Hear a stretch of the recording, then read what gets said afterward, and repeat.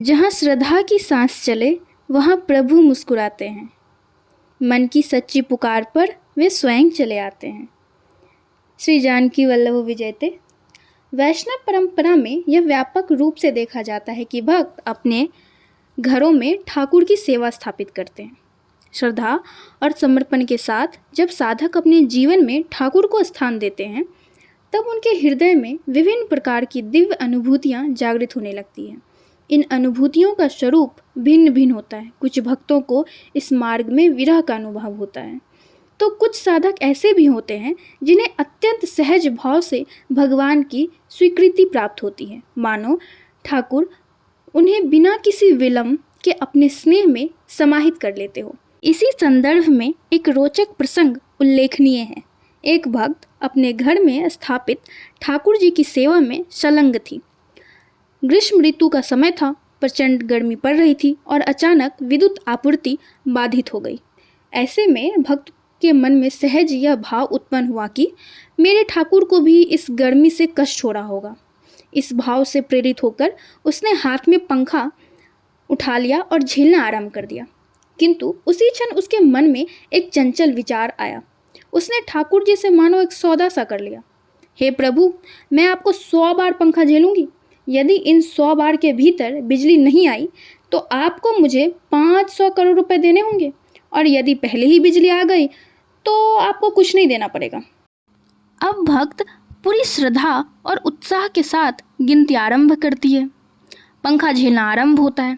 1, 2, 3 इस प्रकार गिनती आगे बढ़ती है।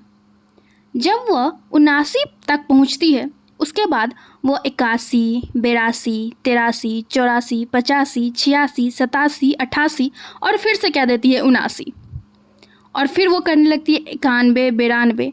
तब उसे संदेह होता है कि शायद हमारी गलती में कहीं भूल हो गई है। परिणाम स्वरूप उसने पुनः 81 से गिनती आरंभ कर दिया। 81, 82, 83। वास्तव में वह अपनी गिनती लगभग पूर्ण कर चुकी थी, किंतु भ्रमवश बार बार पुनः आरंभ कर रही थी। जब वह 90 तक पहुंची तब उसे पुनः संदेह होता है और वह फिर से 81 से गिनती आरंभ कर देती है। इस प्रकार यह क्रम कुछ समय तक चलता रहा।